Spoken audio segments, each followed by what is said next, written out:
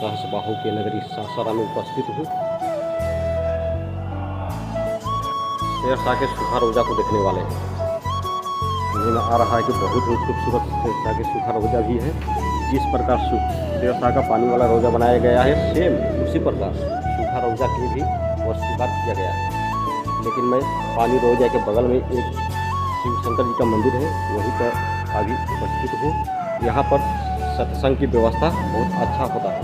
आप देख सकते हैं व्यवस्था किया गया है, पंखा लाइट का भी व्यवस्था किया गया है, देख सकते हैं।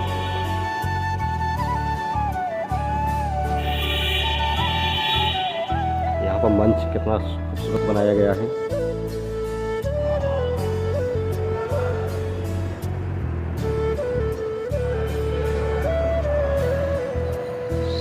सत्संग कराने के लिए यहाँ पर मंच बनाया गया है। पेंटिंग भी बहुत, यहाँ पर पेंटिंग भी बहुत खूबसूरत की गई है, आप देख सकते हैं। देवी देवताओं की यहाँ पर मूर्तियाँ भी स्थापित की गई हैं। पानी रोजा के ही तरह सूखा रोजा को भी बनाया गया है। चलिए चलते हैं सूखा रोजा को। मंदिर से मैं निकल रहा हूँ सूखा रोजा के लिए। अभी मैं चल दिया हूँ सूखा रोजा के रोजा घूमने के लिए। सूखा रोजा भी बहुत खूबसूरत, जिस प्रकार पानी वाला रोजा है सेम उसी प्रकार सूखा रोजा भी है। दादी सूखा रोजा किधर है?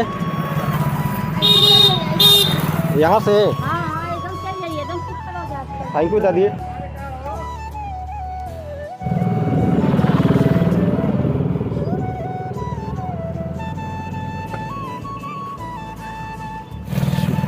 सूखा रोजा पानी वाला तो रोजा सब देखे हैं, तो सूखा वाला भी रोजा देखना है आज।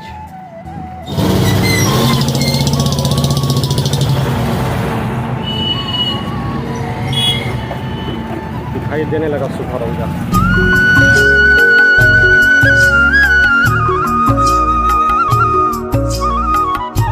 इस प्रकार पानी वाला रोजा है, सेम इसी प्रकार यह भी बनाया गया है।